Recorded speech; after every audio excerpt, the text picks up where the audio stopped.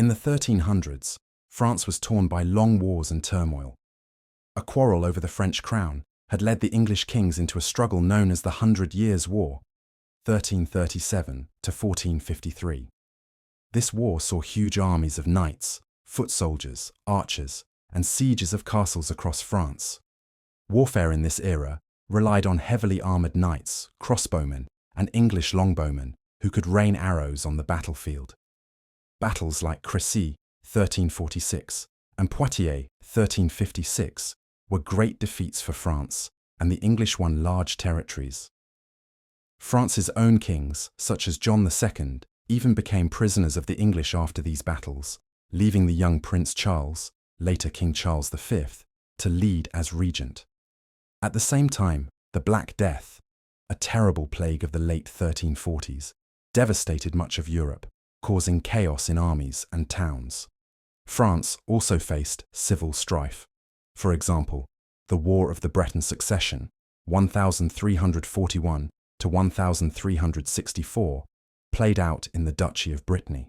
In that conflict, two cousins, one backed by England and one by France, fought over who would rule Brittany.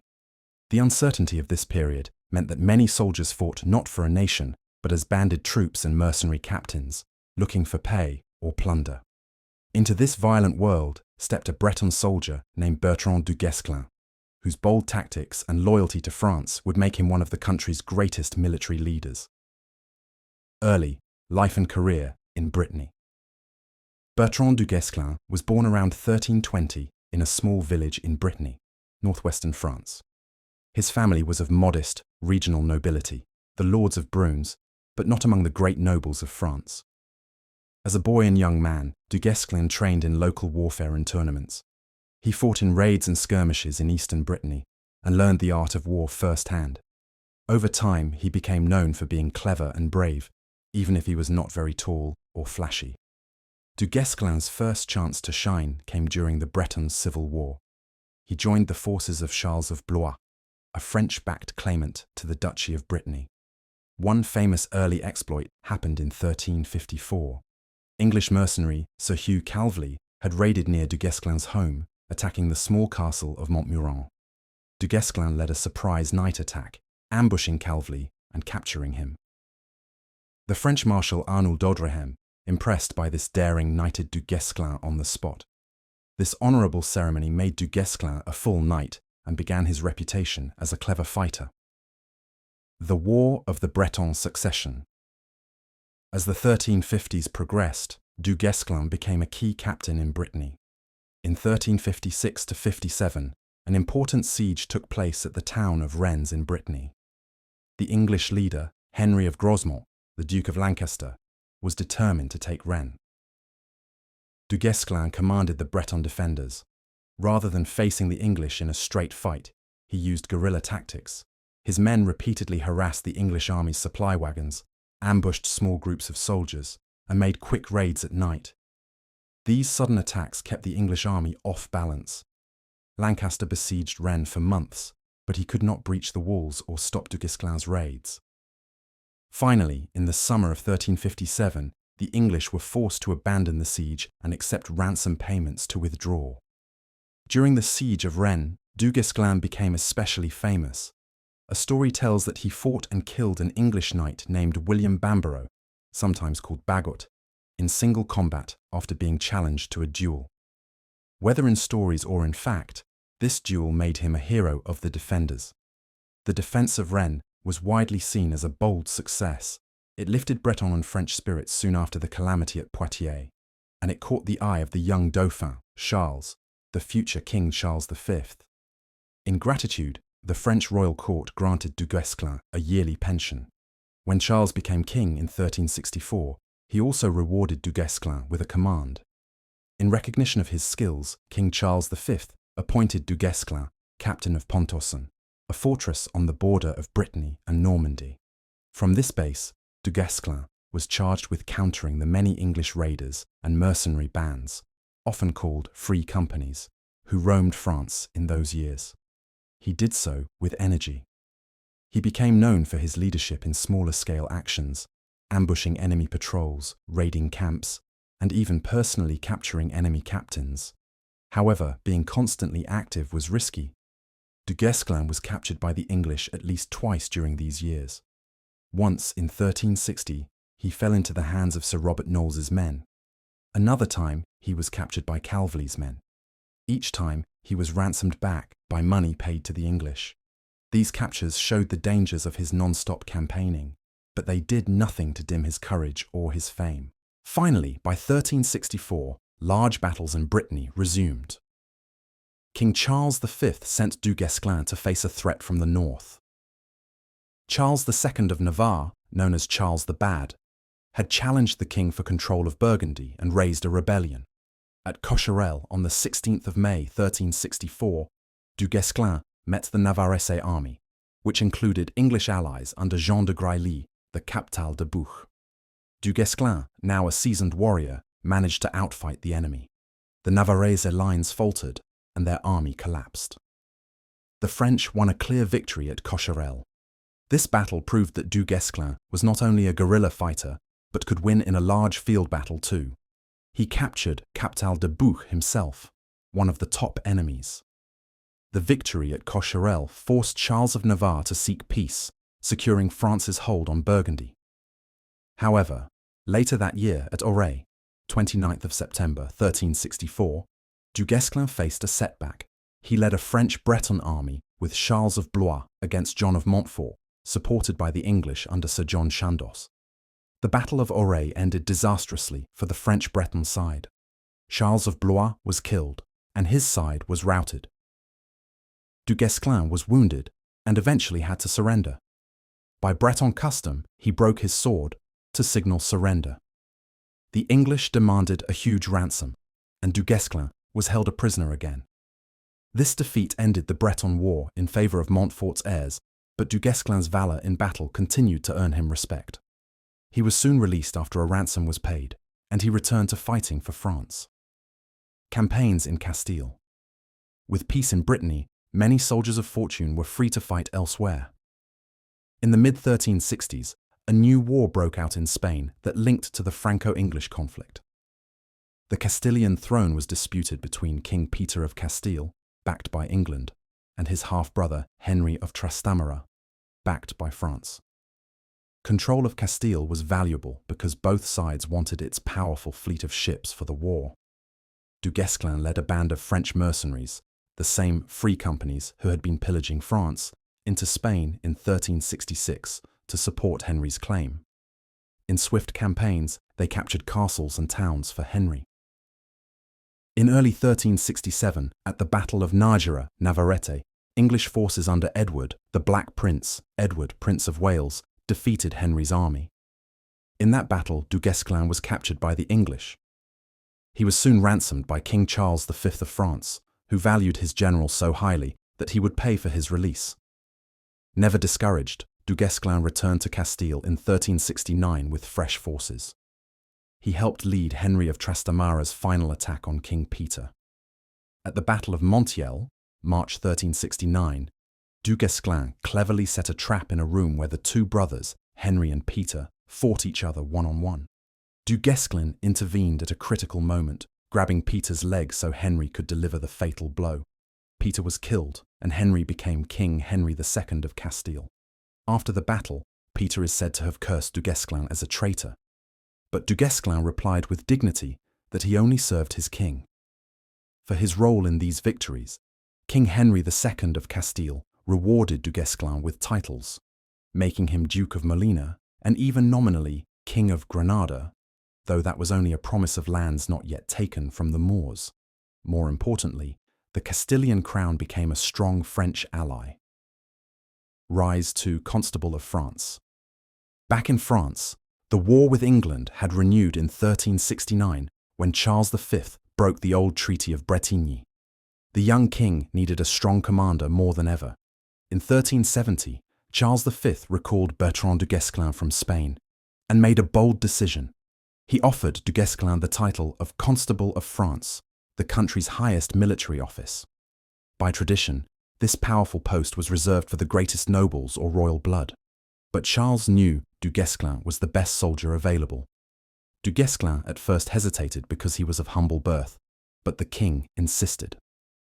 On the 2nd of October 1370, Bertrand du Guesclin was officially invested as Constable. At that moment, a Breton captain of commoner origin became the commander of the French army. This promotion was a turning point. Although many noble commanders resented taking orders from a man of low origin, du Guesclin's record and personal bravery won respect. King Charles V trusted him completely. As Constable, du Guesclin now led royal armies directly against the English. Campaigns as Constable, 1370 to 1380. As Constable, du Guesclin launched a series of offensives to drive the English out of France. Almost immediately, he took the field in northwest France. In December 1370, he faced Sir Thomas Grandison, who had split from the army of Sir Robert Knowles. At the Battle of Pont-Valin, 4th December 1370, du Guesclin struck swiftly. His French forces caught Grandison's English troops off guard in a winter camp and smashed them. Du Guesclin's army then pursued the fleeing survivors south to Bressuire. The English tried to reach safety by fleeing to the fortress at Bressuire, but du Guesclin's men surrounded the town before they could enter. With no escape, many of Grandison's men were cut down outside the walls. After this victory, du Guesclin and his lieutenants, including the notable noble Olivier de Clisson, swept through Poitou and Saintonge. These regions, once ceded to England, were gradually brought back under French control. Castles and towns that had been English or independent were captured one by one. By 1373 to 1375, the last English strongholds in Poitou were taken. The final fortress, Genke, fell in 1375. During this time, du Guesclin also coordinated with France's Castilian allies. In 1372, a combined French and Castilian fleet defeated the English navy at La Rochelle, winning control of the sea off western France. In 1373, a large English army under John of Gaunt, the Duke of Lancaster, sailed to Brittany and marched across France in a great chevauchée, raiding expedition. Du Guesclin followed and harassed it, but King Charles V wisely avoided a pitched battle with this force. Eventually, the English army, worn out and outmaneuvered, fell back and returned to England in 1374. Du Guesclin remained active. In Brittany, he blocked an English landing at Saint-Malo in 1373 and forced them to retreat to Brest. In the south, he helped capture many castles in Aquitaine during the mid-1370s. In 1377, du Guesclin's forces clashed with English troops led by Sir Thomas Felton at the Battle of Aymet, where the French won a surprise victory, and then laid siege to the fortified town of Bergerac on the Dordogne. Throughout these campaigns, du Guesclin's methods were clear. He usually avoided large open battles where the English longbowmen had the advantage. Instead, he attacked weak points, surprised small groups of enemies, and made sieges. He wore down English-controlled areas through steady pressure, rather than risking everything in one big fight. This strategy gradually rolled back the English gains made in earlier years. The French people praised du Guesclin. Under his leadership, France was taking back its soil and rebuilding hope. Tactics and leadership style. Bertrand du Guesclin's reputation rested on his clever tactics and strong leadership. He was often called a Fabian strategist because he favored delaying warfare and attrition over head-on battles. For example, at Auray in 1364, when facing showers of arrows, he had his knights dismount and hold their shields tightly overhead to inch forward, an innovative move against longbows. In general, du Guesclin used ambushes, fast strikes, and fortified positions. He attacked supply trains, set traps for enemy columns, and always tried to keep the initiative. Du Guesclin was also known for personal bravery. He led from the front, rode into danger with his men, and was wounded multiple times without complaint. His common soldiers admired him for fairness and courage. He disciplined his troops firmly, but cared for their needs, earning loyalty. One famous anecdote shows his character. After the victory at Montiel, he is said to have remarked in Spanish, "Ni quito ni pongo rey, pero ayudo a mi señor." I do not remove or appoint a king, but I serve my lord. This phrase, reflecting his sense of duty, became famous in Spain. Despite his skill, du Guesclin sometimes faced resistance from proud nobles who did not like taking orders from a man of low birth. He had to insist that other French captains, even dukes, work under his command. King Charles V supported him, which helped. Over time, many noble lords learned to respect du Guesclin's judgment. By the 1370s, he was effectively the king's right arm in war.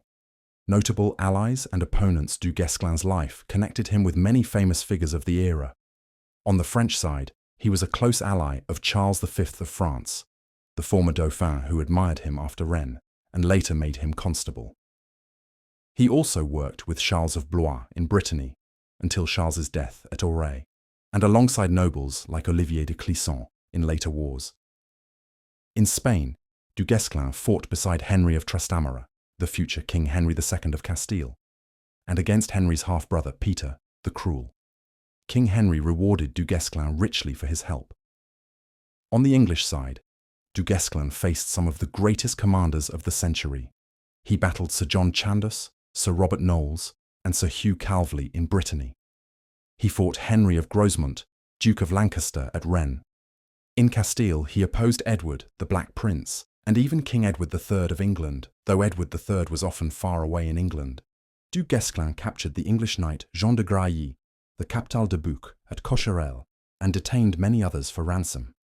These adversaries, and their fear of du Guesclin's guerrilla style, make clear how respected he was by his enemies. Legacy and influence. Bertrand du Guesclin's death in 1380 came quietly during a campaign against lawless bands in the Auvergne region. He fell ill with fever at age 60 and died on July 13, 1380. But by then his work was largely done. Under King Charles V's rule, France had regained almost all the land lost to England, at least for the moment. Du Guesclin had helped turn the tide of the 100 Years' War in France's favour during its darkest hour. In the years after, du Guesclin's reputation grew into legend. He was buried in the Royal Basilica of Saint-Denis, the burial site of French kings, honoured as if he were a king. French chroniclers and poets called him a national hero, the Eagle of Brittany, and celebrated his chivalry and skill. Later French military leaders looked to him as a model of strategy, a leader who used brains and patience instead of brute force. To later generations, du Guesclin became a symbol of what a determined, clever general could achieve. His life showed that a man of modest origins, through loyalty and talent, could rise to great heights and save his country. In French history and memory, Bertrand du Guesclin remains one of the most storied knights of the medieval era, a man whose tactics and leadership helped reshape warfare and whose legend inspired others.